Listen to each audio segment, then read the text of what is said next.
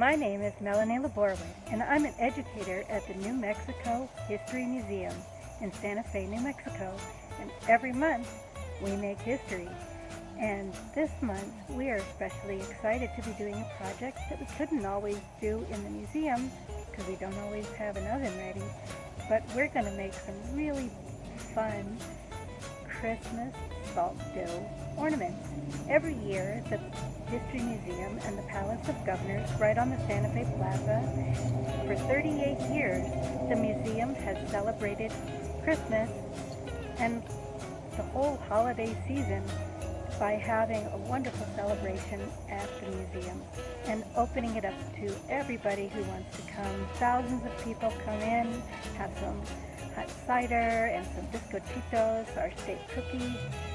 Today we're going to be making a cookie ornament that will last and last, and I think you'll enjoy making this year's ornament to put on your tree to add to the ornaments that you might have made in visits from past years.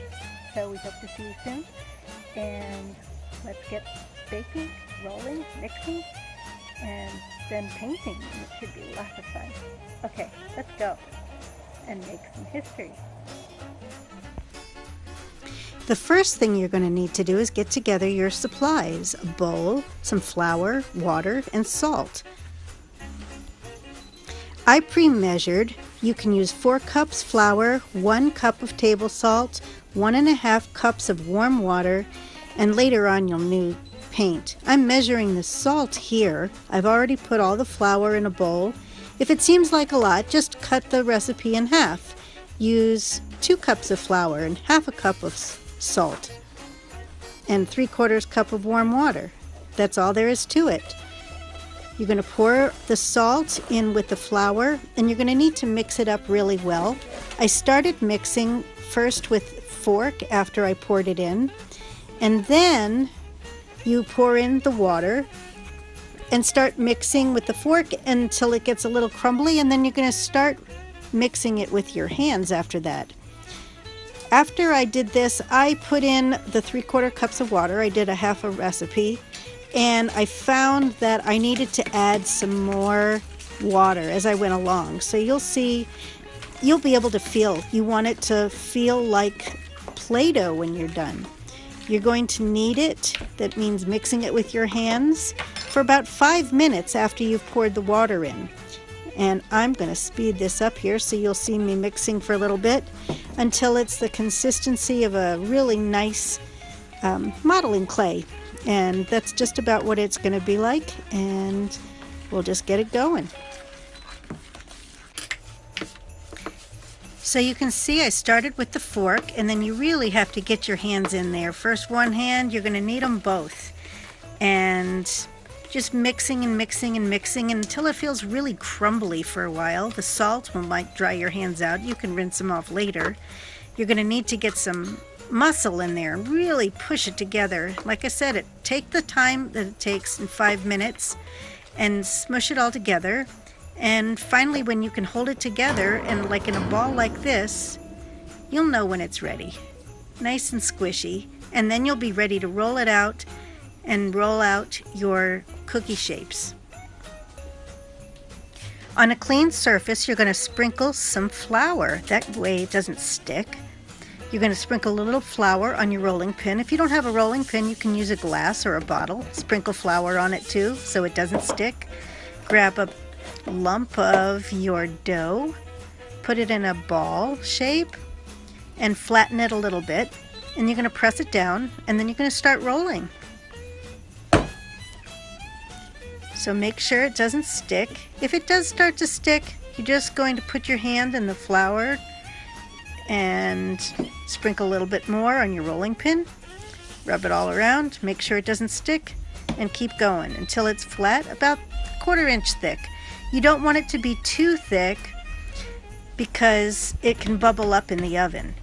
At about 1/4 inch thick, it's ready to get out your cookie cutters, or just a knife or a fork or whatever you want to cut your shapes with. I have a couple of cookie cutters, some old, some new, some are plastic, some are metal. Doesn't matter. I also did another batch. I used a paper cup. Not a problem. If it sticks like that, you just pound it out and it comes out just fine. So get all of those shapes ready, and once you finish cutting the dough, you're going to find that all of the shape, there's going to be dough around each of the shapes, and you're going to want to just pull that up and throw that back in the bowl. Knead it a little bit more. Maybe you might add water a little bit for the next batch. And you just keep going until you've used all of it up. Once you've made your shapes, you're going to put them on a baking pan. I didn't need to grease it or anything like that. It's going to be nice and dry. And once you put them on the pan, you can leave them as is and bake them like that. I like to make patterns in some of my pieces. You can see here I'm cutting a piece with a fork. I just wanted it in a regular shape, and so I just used a fork to cut it. So that whatever works.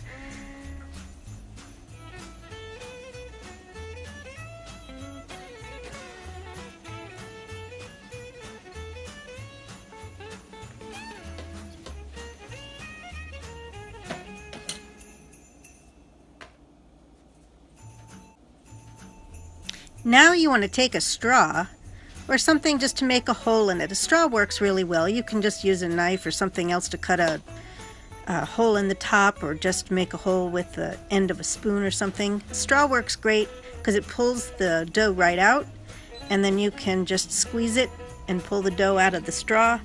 No problem, and it's the perfect size for a ribbon or something to hold. So you're going to put them on your cookie sheet. They've already got the hole cut in them. And I decided that's when I wanted to make a pattern, so I put it back down on the flat surface, and I pressed some different things in them. I have an old sole of a shoe. These are not to eat, so it doesn't matter. I have some stamps that I pressed into them, and then I also used a fork to give it a little bit of texture. I put some eyes on the little dog figure I have, and you can make stripes with it, little pokey holes, whatever you want to do.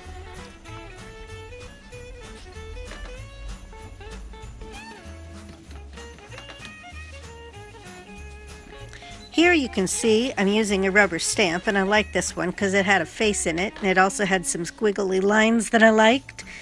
And so I put that on a bunch of things, and it just creates more interest when you paint it, or you can just paint designs.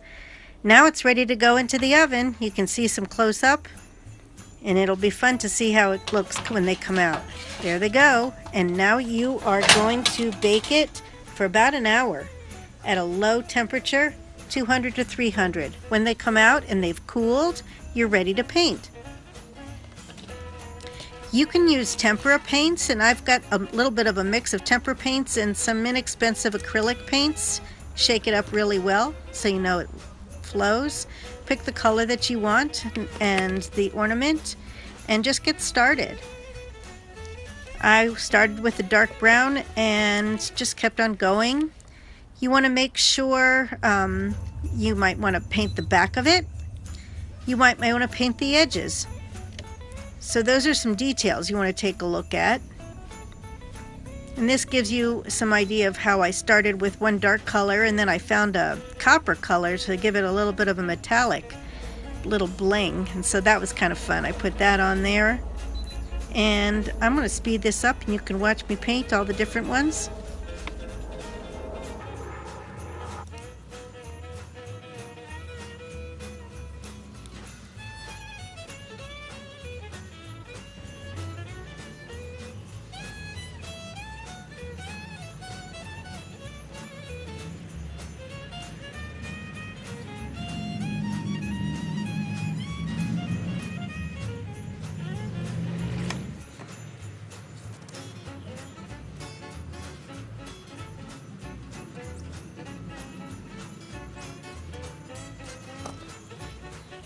When you're done painting, you want to clean up.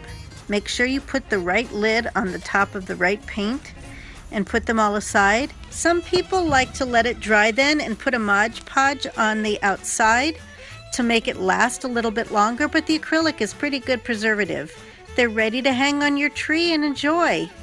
Happy holidays, everybody, and join us next month for more Making History.